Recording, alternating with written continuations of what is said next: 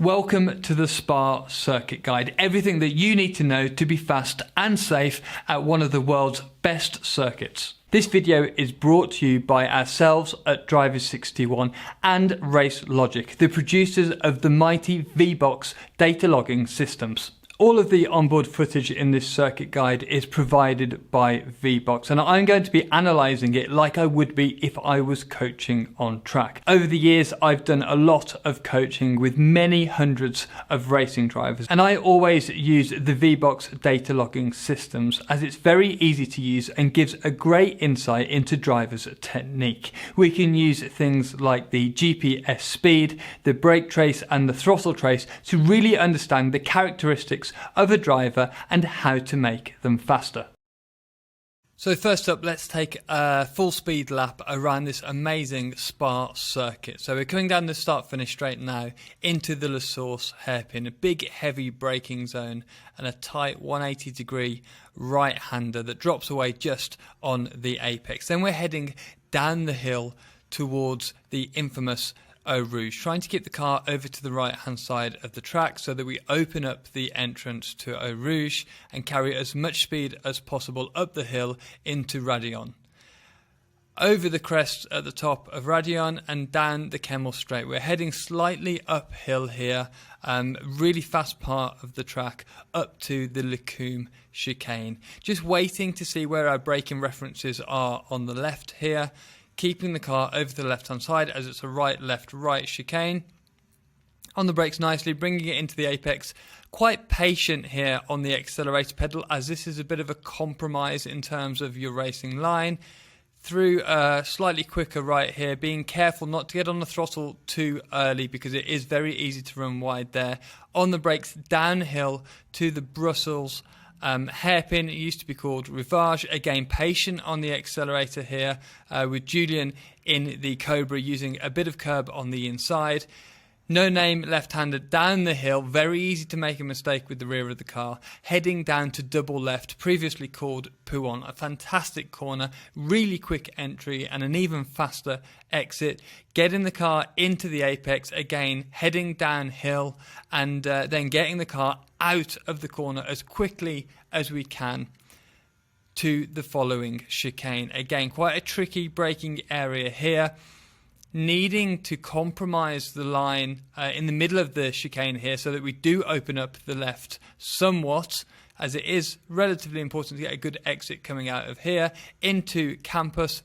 Again, slightly downhill, patience on the throttle, but the exit here is critically important, as in a lot of cars, the following right is flat out. In the Cobra, I don't think it's quite flat out, but we still need to be carrying a lot of speed down here because this is the fastest part of the track, heading down towards the infamous Blanchimont fast left-hand corner. First part of Blanchimont is just about setting the car up for the second part, which is the tighter bit, grabbing a bit of the extra road on the outside, carrying as much speed as possible in this fantastic Cobra through Blanchimont, and then it's about getting the car slowed down for the final chicane. Really important to get a great braking reference on the left on the entry here. Julian's run a little bit deep there coming into the chicane and slightly compromised his exit back on to the start-finish straight. And that's one flying lap of the Spa circuit.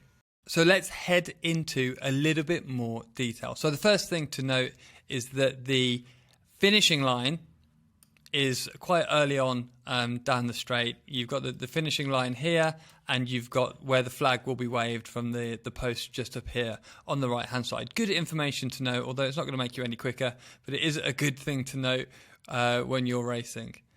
However, the start line is actually a little bit further up the straight, with the lights being here in the middle of the gantry that runs across the bridge and any other flags to be waved here. Also, another good note, if you are doing an endurance race, you've got a clock here so you can keep your eye on how long you've been in the car, especially if you're doing something like the Fun Cup 25 hour. It is good to know that you've been in the car for 2 or 3 hours.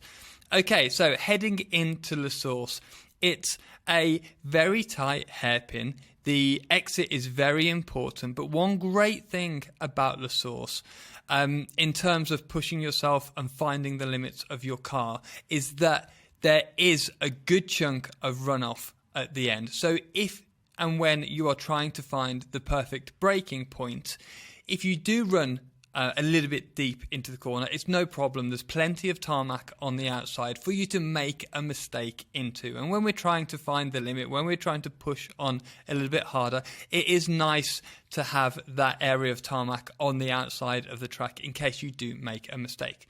As it's a big, heavy stop, we can begin to use a braking reference.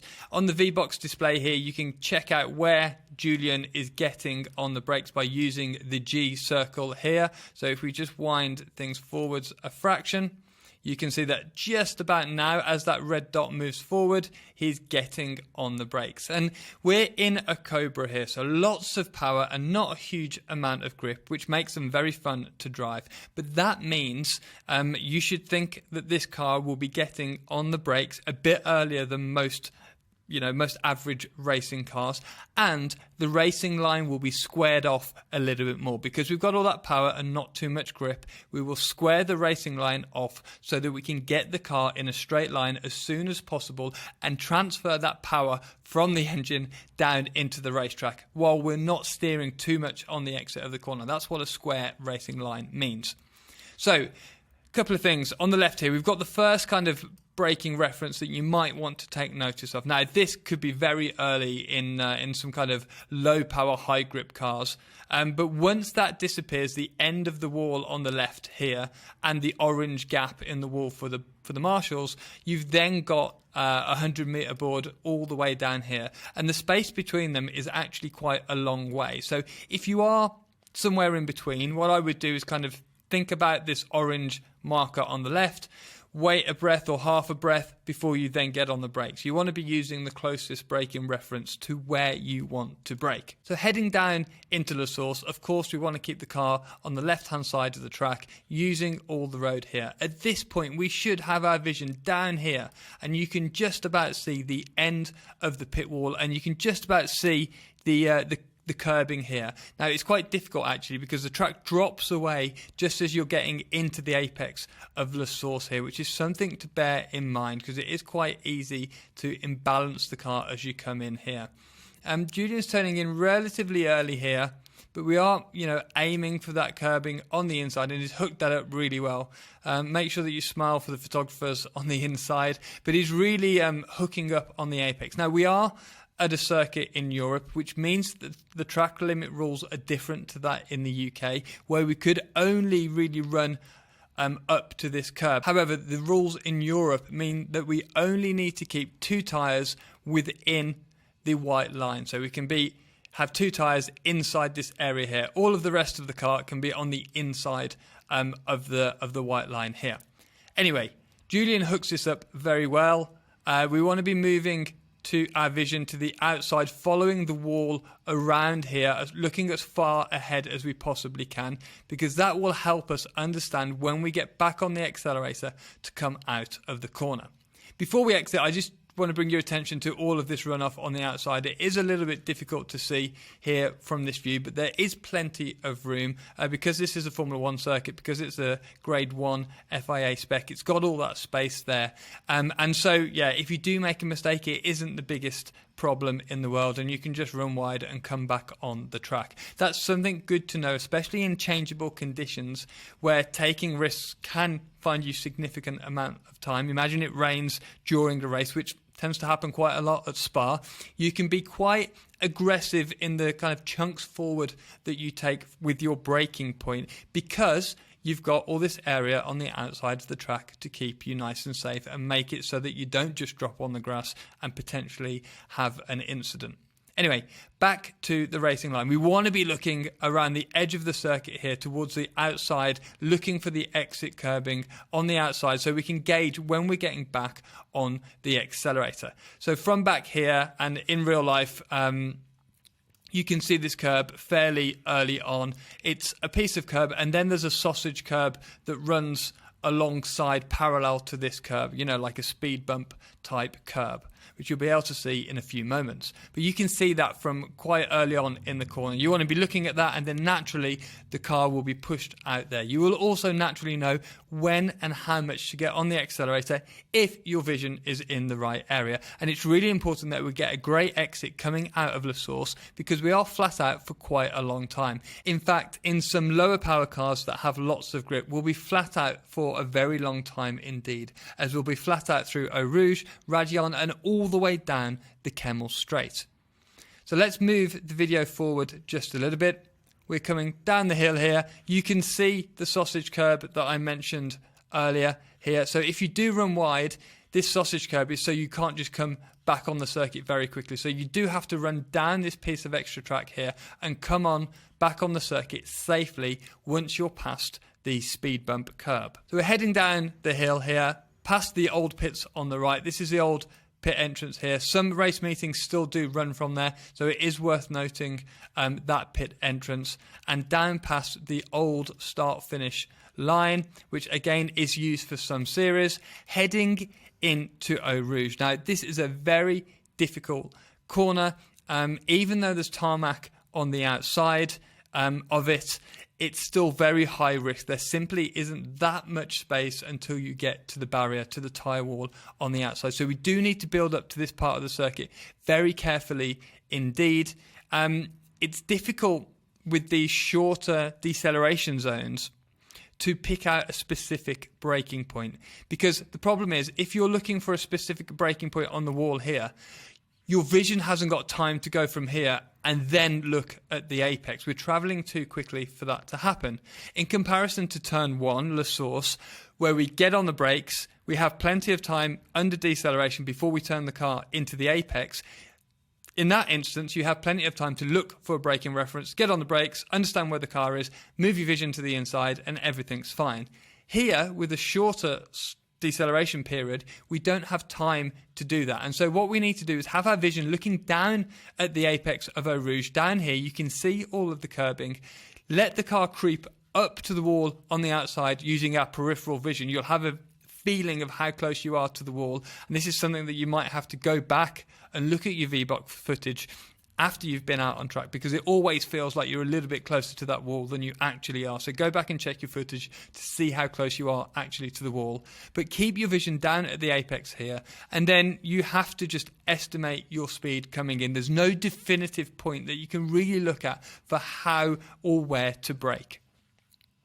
So Julian's doing a good job here. He's up near the wall. He could potentially grab a little bit more room here. Any extra space that you could grab here is beneficial, obviously, unless you're rubbing the wing mirror off the car, and bringing it down to the apex of Eau Rouge. Now, the important thing about Eau Rouge is understanding how much of this curb your car can take. In a relatively soft car like this Cobra, I would expect that we could take quite a lot of curb, perhaps up to the grass here. I mean, I've been across all of this curb here. What you've got is you've got the normal kind of FIA spec curb here, and then you've got some grass crating on the inside, which you can grab. If you're in a single seater or something a bit stiffer, you might want to stay away from it, because it might be a little bit lumpy for a stiffer car to accept. However, you can see where the racing line is, you can see where the rubber is, you can see where the cars, the single seaters especially, have been bottoming out over the bumps coming up Eau Rouge here. So you can easily map out the racing line and follow that. But by the time we get to this first curb here, our vision should already be looking up the hill here. That's critically important. We're carrying, even in this car that doesn't have any downforce and not a huge amount of grip, we're still doing 132 miles an hour. That's an incredibly fast pace to be coming into a corner like this. And so we need to be looking a long way ahead of ourselves.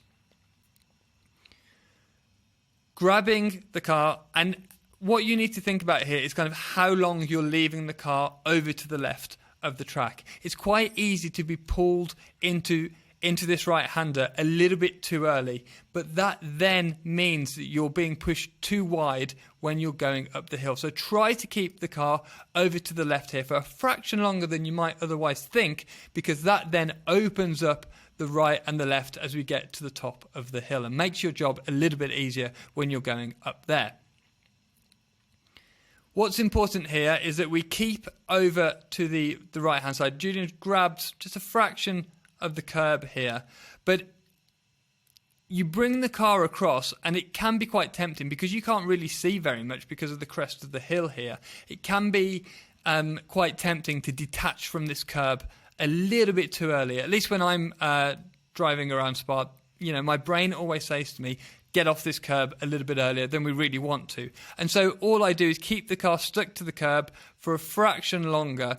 And there is actually a small kink in the curb. You can just see it here. It's a bit easier to see in real life, where I keep the car on the inside until that point, and then I'll begin to release that steering angle and let the car move over to the next left-hander. Now this is tricky, it takes time, you need to understand where you are because obviously you can't see where you're going, and so this is something that you need to build up to. If it's your first time at Spa, make sure that you are well below the limit the first couple of times that you're going up Eau Rouge, and so you can get the fluidity in the car without trying to, or without needing to, adapt your steering angle multiple times as you come up the hill.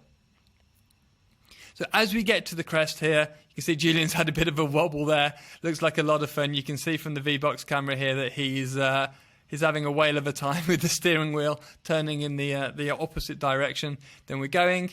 The car's sliding over the top here.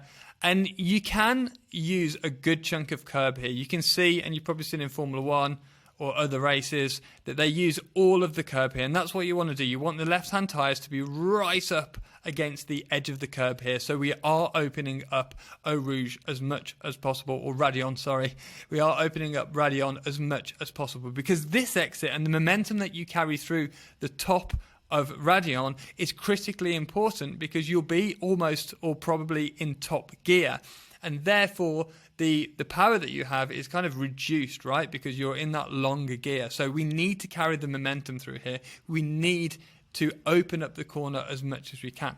However, you don't want to be running over these small speed bumps that we have on the left. You know, they're not like speed bumps that we have on the road, but you don't want to be running over them each and every lap. At least it's, you know, it's not like it used to be. There used to be grass here, and even before that there used to be a barrier. At least if you make a little bit of a mistake in the previous corner, you can skate across this area and hopefully not have an accident, but you still need to be incredibly careful.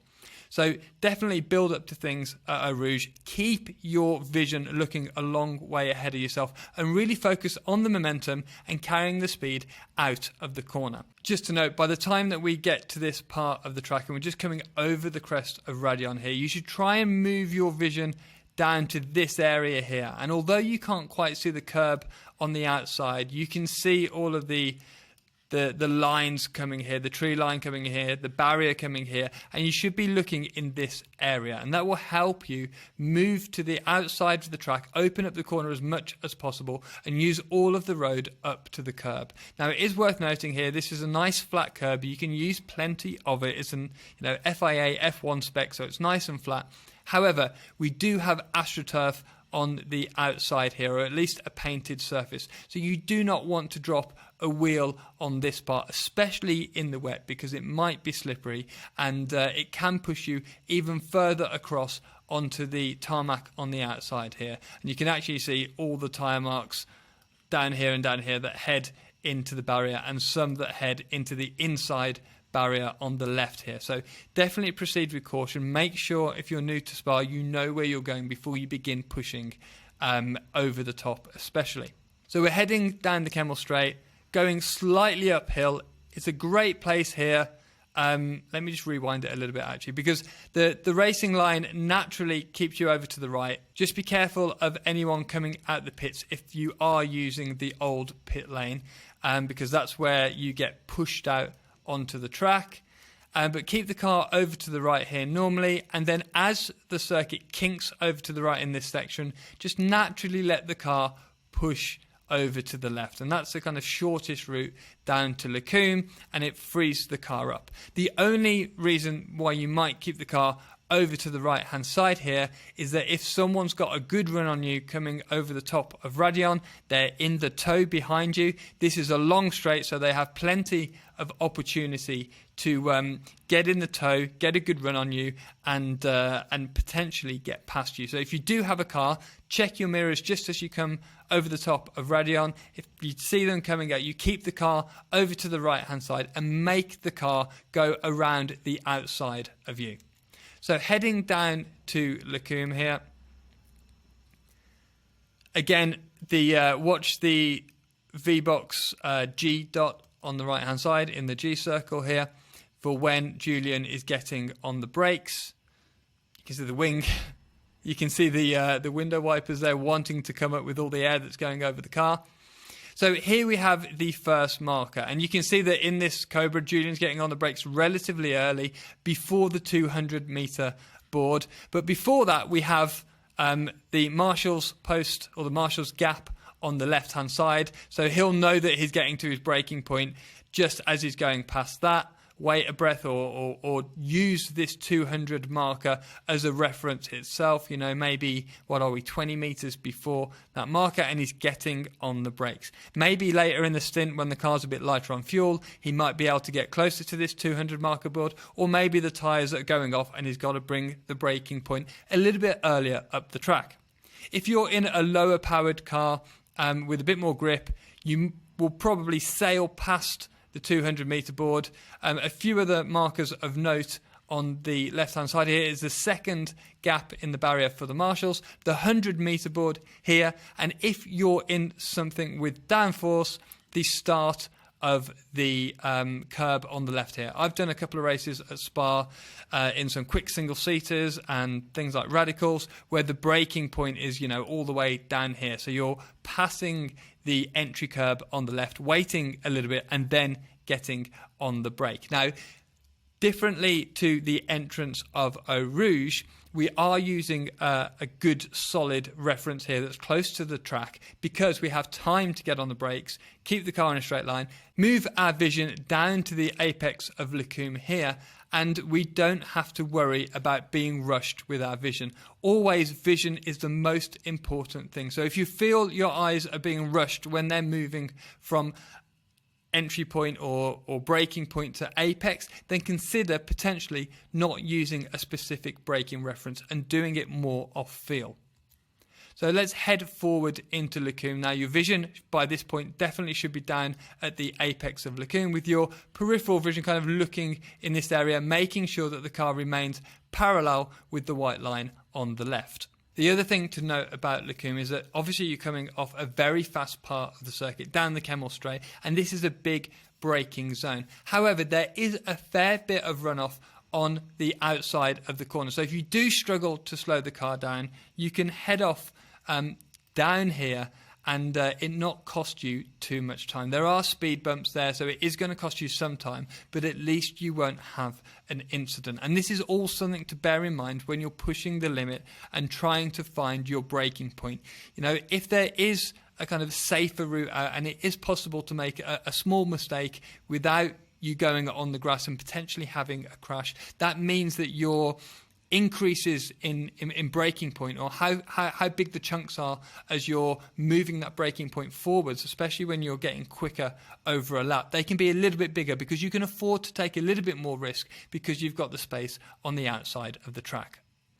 Coming down into Lacombe, and as I said when I spoke over the single lap, this part of the circuit is all a compromise. Go too quickly into this right-hander, then you compromise the left, and then you compromise the following corner. And the same with the next left-hander as well. So coming into this first part, let's start here.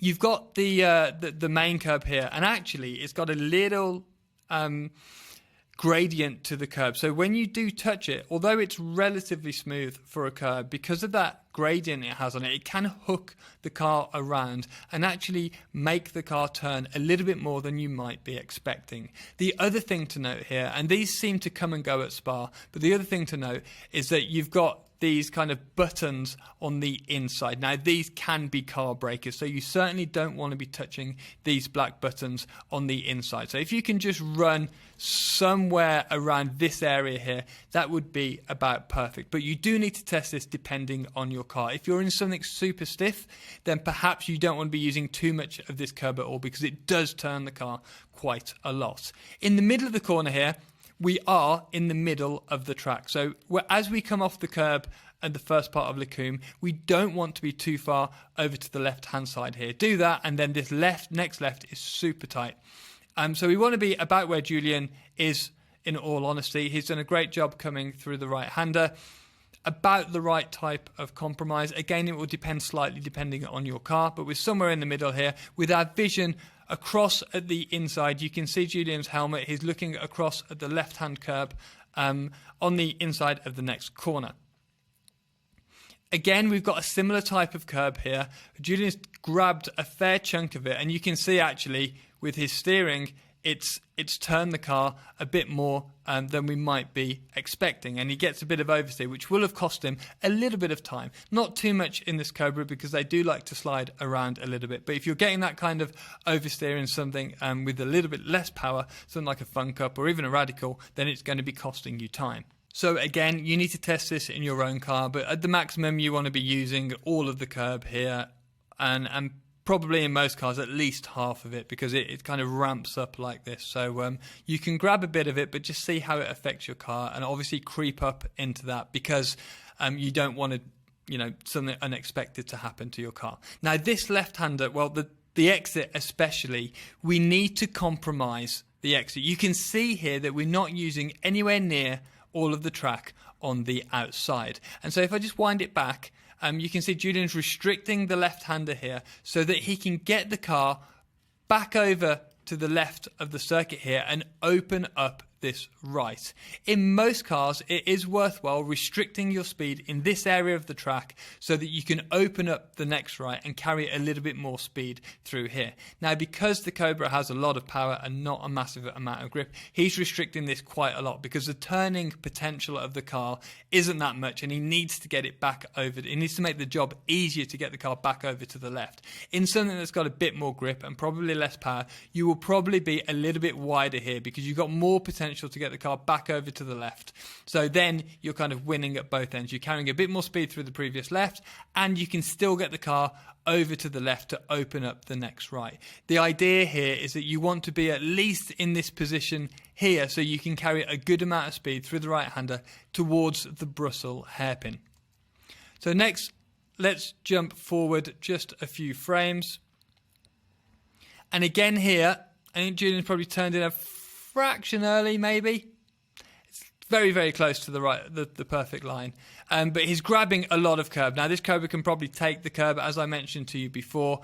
A lot of single-seaters and prototypes won't be able to take this curb. But similar to the start of Lecumbe, we've got the kind of slightly ramped curb up here. Then it plateaus, but we've got these big, mean mushrooms or buttons on the inside of the track. So make sure that you don't hit those.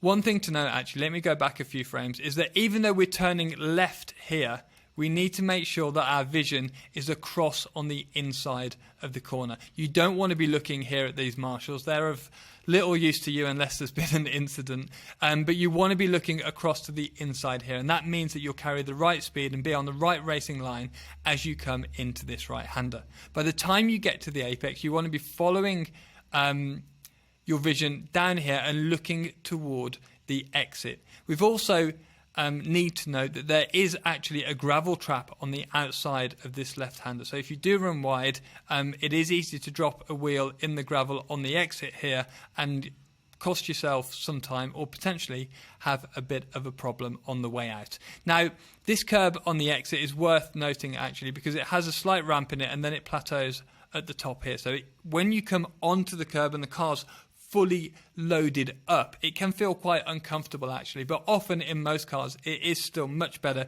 to use all of this curb on the outside. Then you have a thin strip of green concrete before you get onto the AstroTurf here. So in dry conditions, you might want to be grabbing all of it. In the wet, you would definitely want to stay off the AstroTurf. And the tricky thing here is that the curb finishes very abruptly on the way out. So if you are using a lot of the road here, it can sometimes be quite difficult to get back on the track before the curb runs out and you're on the grass, which will, of course, cost you some time.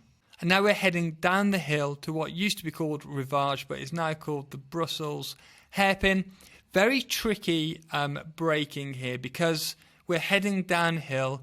It can be quite slippery down here, you know, in the rain as well. It's quite tricky and seems to have less grip than other parts of the circuit. So you just need to be aware of that. Let's watch Julian's G circle here to see where he gets on the brakes. You can see he's getting on the brakes about here. So he's braking in this Cobra at this 100-meter board on the left. We've also got this orange square on the left-hand side of the circuit as well, which is all great references.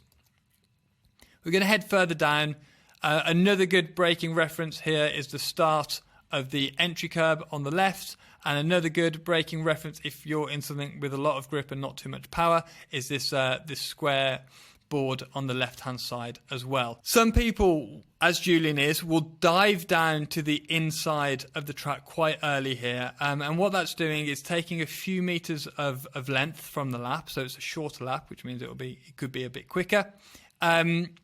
And also, sometimes there seems to be a bit more grip on the inside here.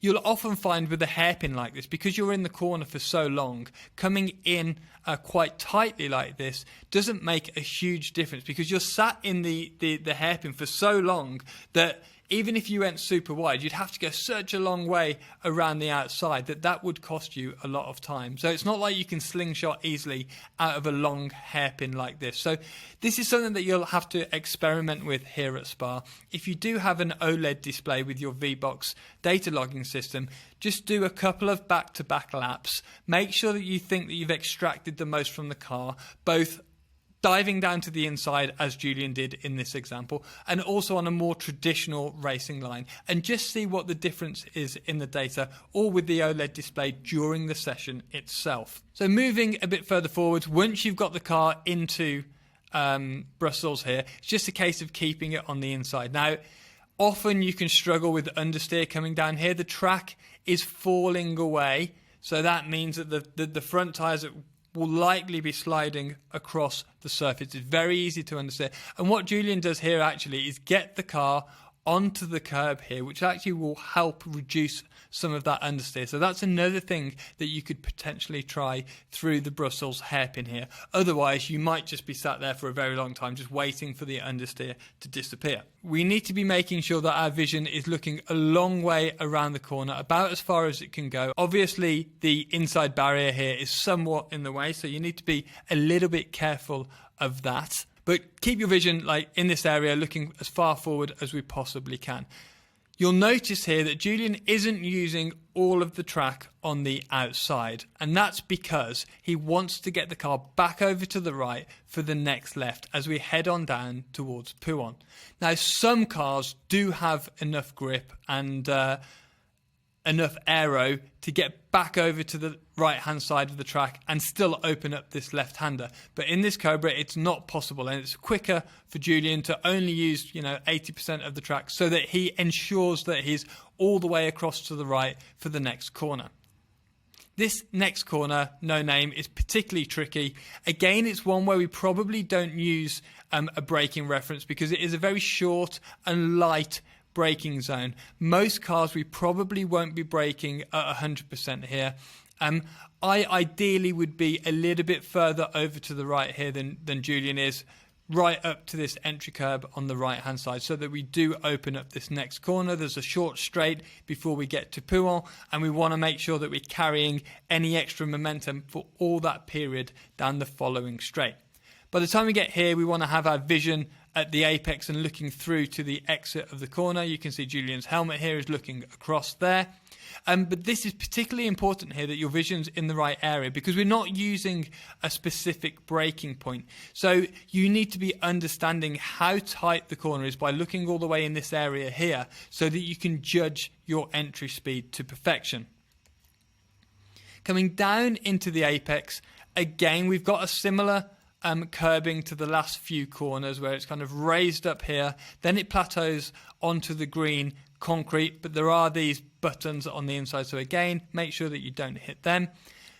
Always really tricky on the entry here, always feels like the rear of the car wants to slide away from you, and it feels unsettled on the entry. So if you feel that, if the car feels unsettled as you're turning it in, you really want to minimize the braking pressure that you're using here so that you're keeping a little bit of the weight and the grip in the rear of the car. If you're stopping the car on the nose very quickly here, you might be creating that oversteer yourself. So do everything here as smoothly as you possibly can, because it is quite common for the rear to feel pretty unsettled. By the time we get to the apex here, our vision will be down at the exit point. You can actually see the start of the curb here, so it's great for kind of registering how far down through the corner you are, and the exit point will be somewhere around here. So get your vision down there, then you'll be able to gauge when and how much you get on the accelerator pedal. We have got a little bit of runoff on the outside here, but not very much. If you do make a mistake because of the, how the circuit is formed and the land around the circuit is formed here, there just isn't space for any runoff, or not too much runoff here. So you want to be quite cautious here, to be honest with you. The barriers are relatively close, so if you do make a mistake, it could potentially end up in a crash. Heading out towards the exit here, it's very easy to run wide coming through the exit of No Name here. Legally, of course, we can just about keep 2 tyres inside the white line here, so that would be fine. But I would be aware of running on the green stuff on the outside here in the wet. It will be slippery, so just be careful of that. In the dry, it's fine. The car might slide just a little bit. So if you are new, just doing a track day at Spa, I probably wouldn't advise using any of the green surfaces around the circuit. But if you're racing and you're really pushing, then yes, you can use a little bit of that track on the outside there. The one thing to note is, though, if you do run wide and you're kind of hanging out here because the car won't turn particularly well on the green surface on the right here, you do need to try and get back on the circuit relatively early, because again, the AstroTurf and the curb ends quite abruptly, and so you could risk running on the grass here, which wouldn't be great at such high speeds. So now we're heading down the hill towards Pouhon. Really fantastic corner. I absolutely love Pouhon.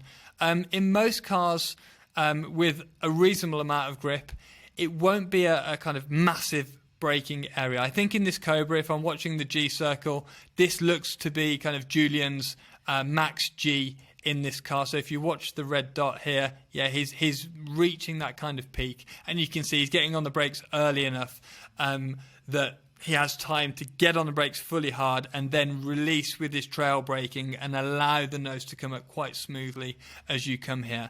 But as you're coming in to Pouhon, obviously we want to have our vision down at the inside. We're moving quickly here. We want to be looking a couple of seconds ahead of ourselves. If you are in something like a Cobra where will be braking relatively early because you've got all that power, you want to be using some of these references here. There's a number of references. We've got the orange area on the outside of the track here. We've got the start of the entry curb. We've got the orange entrance here and the flag board here on the right hand side. So you've got plenty of things to look at. However, I will say by the time you get to this point about where we are now in the video, you don't want to be worrying about the references on the right hand side here, because imagine you look at this with your main focus, you then haven't got time to look at where the corner is actually going and looking at the apex and the exit. So by the time you get here, don't use a braking reference. Get your vision down looking at the apex and through the corner, and then naturally you will be able to gauge how much speed you'll take into the corner. It's much, much more important to have your vision flowing through the corner, because that enables you to triangulate your position as you're entering the corner and really judge the entry speed very well. So vision down at the apex here. You're also taking into consideration the exit of the corner. And we don't want to be using the curb on the inside here unless you're in a saloon car that might accept it. But it is quite a steep curb on the inside. You can actually see the apex point here because you can see where, in fact, some of the brave saloon or GT drivers have taken some of that curb. So you can see the apex here. By the time we get here, we should be looking around the corner, probably in this area here, so that we know when to get back on the accelerator.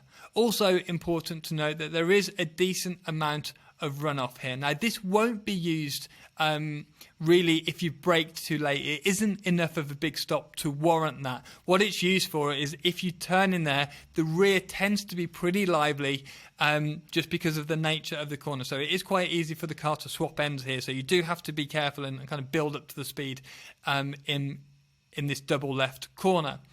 But this runoff, yeah, is for if the rear goes light and you spin, obviously, you know, potentially and most likely, I suppose, you'll stop before you get to the barrier. Although I have seen quite a few cars go into the barrier here, especially in wet conditions. So definitely Pouhon is a corner that you need to build up to. So vision on the exit curbing here. Julian's actually gone in a little bit conservatively into Pouhon here because you want to be using at least half of the curb on the outside here. And as a rule of thumb, if you're not kind of naturally being pushed out onto that curb, or at least up to that curb, you need to enter Pouhon a little bit quicker. You don't want to go too far beyond the curb because I think it's something to do with the surface of the track. I think it might come down slightly here, but it seems to drag you out if you get beyond kind of 75% of the curb here. So if you do run onto that and it drags you wide, there's no getting back here, and you kind of have to skirt around the outside of the corner, and it costs you lots and lots of time. So just be careful of that. But you know, Julian could be using a little bit more of the road on the outside just here. By this point, we should have our vision up to the next apex. Pouhon is a kind of double apex corner, but by this time things in most cars are under control and will be accelerating hard coming out of the second part of the double left. Of course, we want to have our vision up at the exit point here, a long way ahead. Again, remember we're traveling quickly, so we want to be looking a long way ahead of ourselves, picking out that exit point, and then allowing the car to naturally be pushed up to the curb on the outside. Again, we've got a curb here which is slightly incline, so if you rub up against it, it will actually give you a little bit more grip, but we don't want to go beyond this point onto the green stuff on the outside because that is a little bit more slippery. Heading down to the next right left chicane here, try to get the car, as you come up Pouhon, try and get the car over to the left relatively early so that you can get the car in a straight line before you get on the brakes. That will open up the corner a little bit more and make sure that the car's in a dead straight line before you get on the brakes. What you don't want to do is be coming up to the next sequence of corners, kind of coming across the track and then having to turn in the middle of the braking zone. If you're doing that, then you're using some of the tyres grip to turn rather than just decelerate, and that means that you're not slowing down the car at its full potential. So let's head forward here. We've got a couple of braking references that we can use. Julian's on the brakes about here, so you've got a kind of the end of the access road on the right that you can use. We've got the gantry just up here that you can also use, and beyond that you've kind of got the entry curb and a number of strips into the entry curb. Most cars will be, you know, between where Julian's braking and probably, you know, this part of the curb on the left. Julian could have got the car over to the left a fraction earlier. We've got a little bit of room left on the left-hand side here, and the car's now turning kind of diagonally away from the corner here, and so that might be costing him a little bit of time. On the brakes here, straight line, down the gears, getting everything done, and then it's a nice trail braking area here. So in this area we should be releasing the brakes slowly and gradually and very carefully to maintain the control in the front of the car. It's important at this point just to show you the space on the outside, the runoff area on the outside of the circuit. Again, if you do go a little bit quick into this area, you can use a bit of this road. However, it isn't a massive amount of space like we saw at La Source and Le Coombe, where you can kind of go straight on and it's not really going to have any risk. Here I've seen drivers kind of skirt wide here and still end up in this wall on the outside. So you've got a bit of safety margin there, but not a huge amount. You need to be especially careful in wet conditions. So coming into the apex here, you can see from about this point here that we're just about getting on the apex here. In saloon cars and some GTs, I suppose you can be using a bit more than just the curb, the grass crating on the inside here. And then the apex is about where these buttons are. Obviously, we don't want to be running over the buttons, but you can grab a bit of the curb if your car will accept it.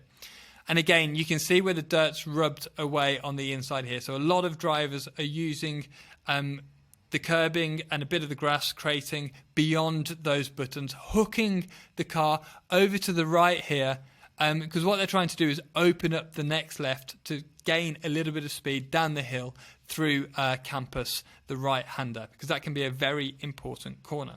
So you'll have to see how your car accepts these curbs. And if it does, try and grab a bit more of this road that you can see. Again, this section, as with Lacombe, it's a compromise. We don't want to be using all of the track on the outside here, because if we treated this like an independent corner, then we would make the left-hander super tight and we wouldn't be able to carry as much speed through as we need to.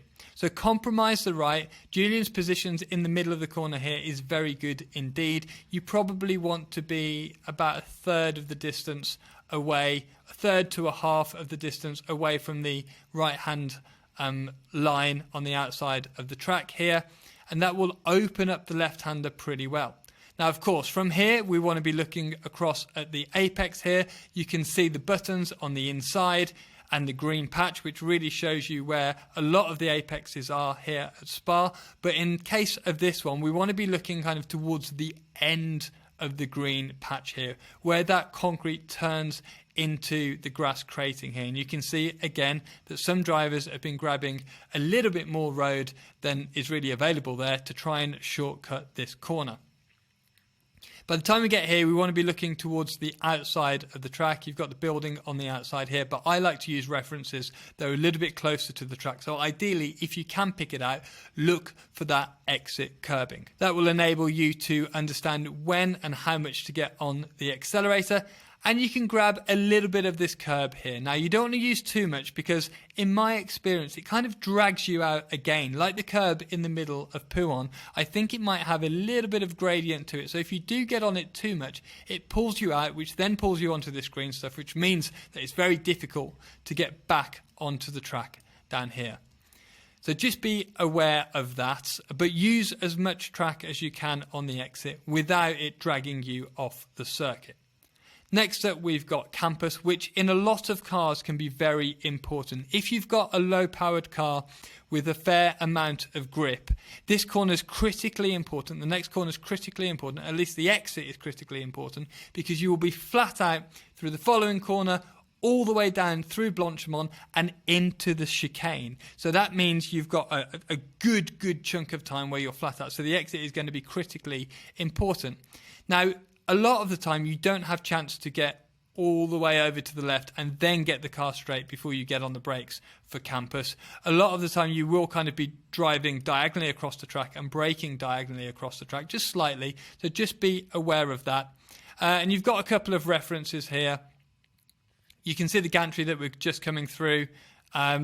We've got the access road on the right-hand side here. We've got the start of the fence on the right here. And we've got the start of the entry curb on the left here. So all things to take into note for you to revise before you go to Spa so that you can see these things when you go out on track. So get all the gears done, get all the braking done, or the majority of the braking done in a straight line. Vision down at the apex here. You'll be able to pick out the apex pretty easily. Again, I think there's going to be a little bit of grass crating on the inside, which you can just see that we're coming into here, and you can see the 2 or 3 buttons on the inside. So you want to be picking this out in your vision from all the way back before the corner entry. By this point, you want to be looking to the edge of the wall on the right here, looking to the outside of the track as much as you possibly can, because this can be very, very important, as I mentioned before, when getting on the throttle. It's probably the most important corner, this one and Raidillon, for your lap time at Spa, because you're flat out for such a distance afterward. Now, an important note here is that there is gravel on the outside, so it can be quite easy back here to lock a wheel on the way in and just kind of run a little bit wide here, especially in the wet. And obviously if you drop a wheel in the gravel, then you're probably not coming out of it again. So this is one of the corners where you probably need to be a little bit more careful. Even though it isn't a very quick corner, it's very easy to make a mistake that could end your session or end your race. So proceed with caution here, build up, make sure that you are being a little bit more conservative, especially in tricky conditions that we can get at Spa. So looking towards the exit here, you can use a load of the curb on the outside of this one. Again, it depends on your car. Most cars will be able to use all of this curbing on the left. Some cars can use a bit of this AstroTurf or the green surface on the left-hand side here. And if you can, and if the car doesn't slide and it doesn't cost you time in terms of traction, grab that, because the wider that we can make this corner, the faster that we'll propel ourselves through the next section of track. Interestingly here, at the end of the lap, through this kind of middle section of Spa, you can see Julian's rear tyre temperature here are really getting high, and so he might be struggling with oversteer. Actually, to confirm that, when you look at his steering wheel here, you can see that he's getting sideways. So those rear tyres are starting to fade. But luckily, we have a long straight section, so we might see that tyre temperature come down a little bit later in the lap. So in this Cobra, this right-hander isn't flat out. I think he's lifting here. Yeah, he is lifting here and trying to get a good exit. You can see he's still fighting the car at the rear. But in a lot of cars, this is just about flat out. It's a great corner, actually. So what you want to do is get the car off the curb and then potentially bring it back onto the entry curb here if your car will accept it, to open up this right-hander as much as possible. Again, it's something that you need to test, but I've driven plenty of stiff cars around Spa, and a lot of them will accept turning in on the entry curb here. Again, we want to have our vision down at the apex, just behind where the car is in front of us, looking across at the inside, but resisting the urge to turn in too early. It can be quite easy to turn in too early, and that means that you run out wide a little bit early, and therefore it affects your speed quite significantly down the following bit of track. So I like to, as I explained in a previous video, my brain asks me to turn into this corner early every single lap. And I use that actually as a reference itself. It's so predictable and it's so accurate that I use it as a reference itself. We're absorbing so much visual information when we're out on track that we're probably not conscious of, or we're definitely not conscious of it all. But we're absorbing so much information that these instincts that we have to brake or to turn in happen in pretty much, or very closely the same part of the track each and every lap, and they're so precise that we can use them as a reference point. So when my brain tells me to turn in here, I know that that's too early. I wait for half a second and then I turn the car into the corner, knowing because of the previous laps that it will be in the right spot. So again, you can see that we've got a kind of two-stage curb here. And the first bit is flat, it's a drain, but it's flat here, and then it goes up like this, as you can see with the drawing. Most cars will probably just want to use half of the curbing here. Some cars might be able to get away with using the full curbing here. So again, you'll have to test your car, but just notice that in the middle here, there's a bit of a car wrecking button here. So just be careful with that button. By the time we get to this apex, or just before we get to this apex actually, we want to be looking all the way down here. Now you can see the start of the curb here, but we want to be looking towards the back of this car just here, so that we know instinctively, again, when and how hard we can get on the throttle. Because if you're not flat through this right-hander, this is the important corner. Now, it was campus in the slower cars that was important, because this is just a kink. You'd be flat out through here. But if this is the corner that's kind of restricting you, you want to make sure that you get on the throttle as early as you can. And I don't mean get on the throttle early and then lift and then get back on again. I mean get on it smoothly and then increase the accelerator and don't get back off it again until we get up towards Blanchemont or the chicane at the end of the lap. So let's move forward here. We're coming through the previous right-hander. All of this in every car that I've driven at Spa is flat out. Coming through the first part of Blanchemont here. Now the line will depend on the type of car. Now this, I think, looking at Julian's, the way he's driving, yeah, this is certainly a corner in the Cobra. But in a lot of cars, this isn't a corner. It's flat out. It's relatively easy to be flat out, and all it is doing is preparing the racing line for Blanchimont. However, you can see here that Julian is having to take an apex on the inside of the corner here because it's a corner for the Cobra. As I mentioned, a lot of cars will be able to do this flat fairly easily. And so what you might find yourself doing is kind of not necessarily getting it on that apex, because as you'll see going into the second part of Blanchimont, we just want to get the car to this position here, let the car settle for a second, because Blanchimont is a very fast corner. In most cars it is, it is a corner. Unless you've got stacks of downforce, then it will be a lift or a brake. If you do have lots of downforce, then it potentially could be flat out. But as you know from watching many years of Formula One, this is one of the challenging corners, along with Eau Rouge and Raidillon at Spa, that is difficult to be flat out in. So we want to be using all of the track here. Now, they put this extra piece of track in a few years ago, and I really wish they hadn't, because legally, you know that we only need to keep 2 of our tyres on the track, and then we could have most of the car on this green patch, which, I mean, it's ridiculous because we're all going to use as much road as we possibly can. I don't like it because it takes a little bit of the challenge away from Blanchimont. However, if it's there, we're going to use it. So get your car over there. In the wet, I'd be careful of using the green surface, but in the dry, it's typically fine. And we're going to be looking down towards the apex of Blanchimont here. Again, there isn't really any braking reference because we're going into Blanchimont so quickly that we don't want to be looking for something on the side of the track and then moving our vision to the inside of the corner. Also, there isn't really anything on the outside of the track. You've got this Marshall post on the inside there, but it isn't really in the right position, and we're just going too fast. So 130 miles an hour, 134 miles an hour in this Cobra. So Julian's on the brakes here, getting it slowed down, looking for that apex. You can see here, you don't want to be using much of this curb on the inside. It does have a kind of incline to it, a bit of gradient to it. So at that speed where it is quite difficult, especially in this Cobra, to be accurate as you're entering here, I'd probably just kind of want to rub just up against the curb, but not grab a big chunk of it. Once we're kind of at this point, just coming into the apex, we want to shift our vision, try and get it down at the exit here. Now, it is quite difficult to see because there is a little bit of a crest here, and so that will affect your vision. But you want to be picking that out as quickly as you can. You can see the start of the curb. You can see the change of colour in the painted surface to the AstroTurf here. So you might be able to pick that out, but the exit point is actually beyond that point.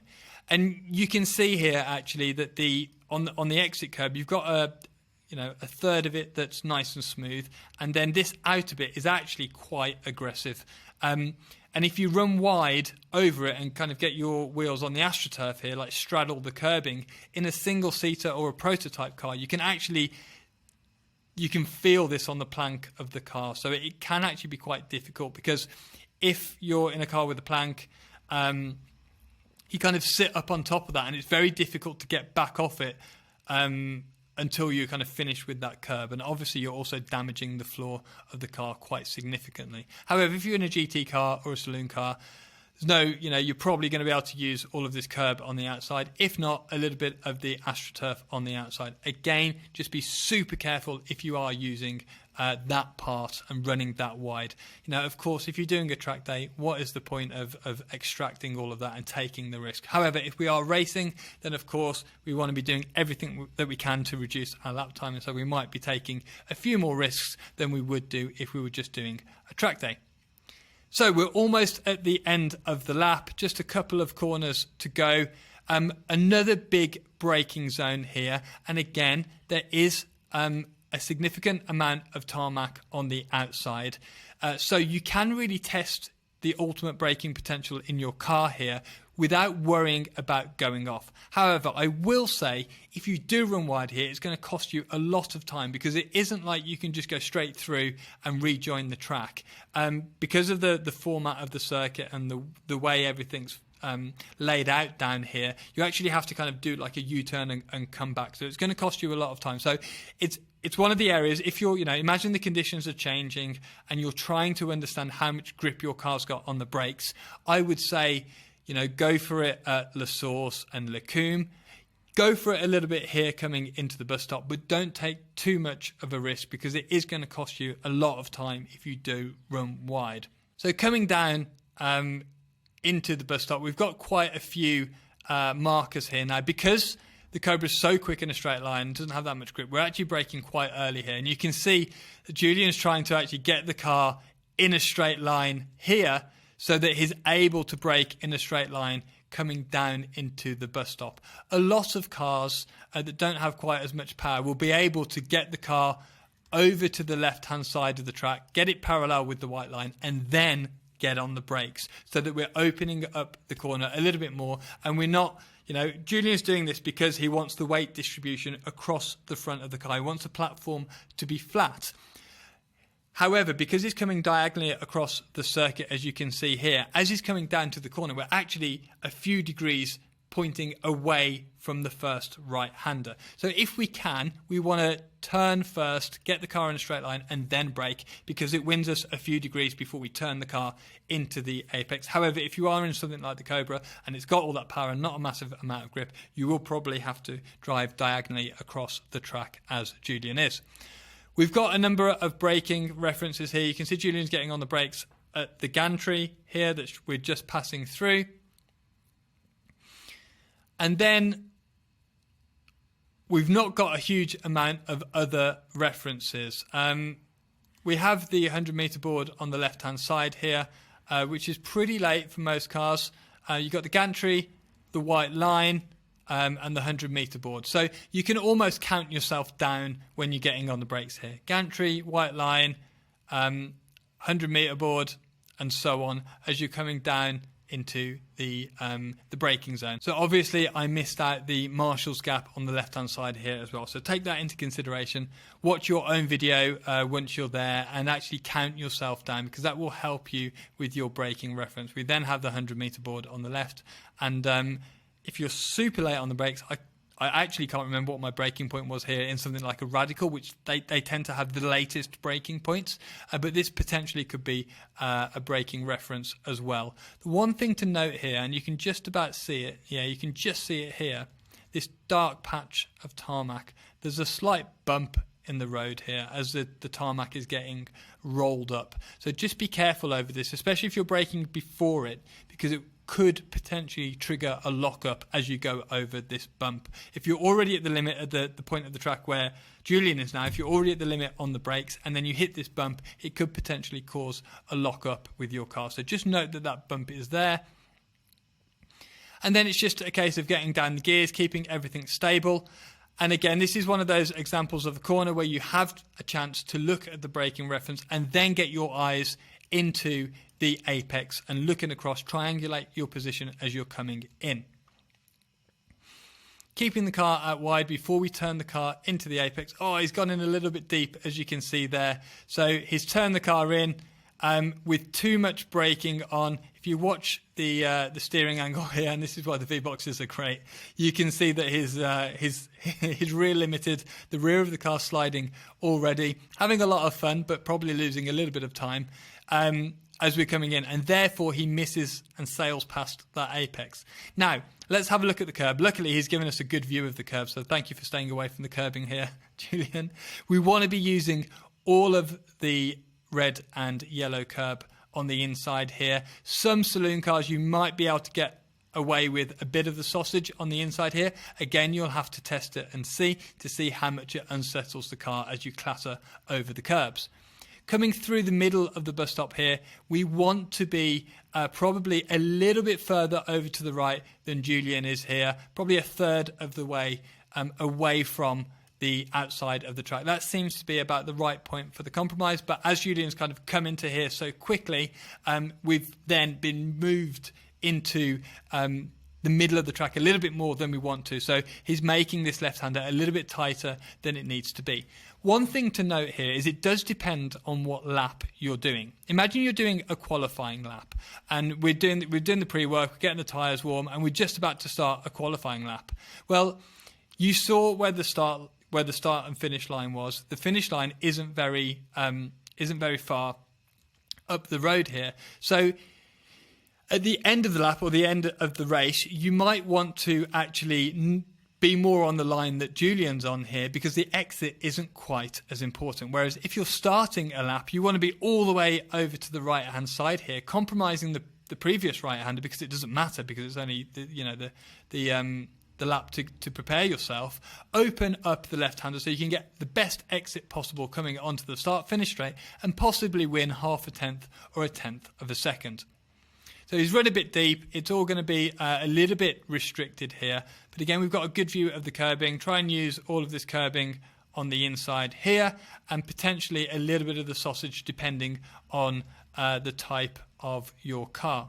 What's really important here is look at how early Julian's head moves across to the second apex. So he's looking across here at the moment. And then if we wind it forwards a little bit there, you can see that now already he is looking at the apex here. So he's giving himself lots of visual information as he enters the second part of this bus stop chicane. And therefore he'll be able to carry the right amount of speed into it. Well, then at this point, looking a long way forward, really important, it's quite sharp. You've got to move your head across. Look at how he's turning his head, so that you can understand when and how much to get back on the accelerator. So we're looking up in this area of the circuit here, and we want to be looking for the exit curbing so we know where the car's coming out to. And then it's a case of getting on the throttle nice and smoothly, and you can see that he nicely power slides the car coming out of the corner and gets a good exit, using about the right amount of curb. Here we've got the standard curbing that we have around Spa, and then we've got this AstroTurf on the outside. Because it's a traction zone, it's likely that you don't want to be using any of this AstroTurf on the outside, because you're asking a lot from the front or the rear tyres, depending on which ones are driven.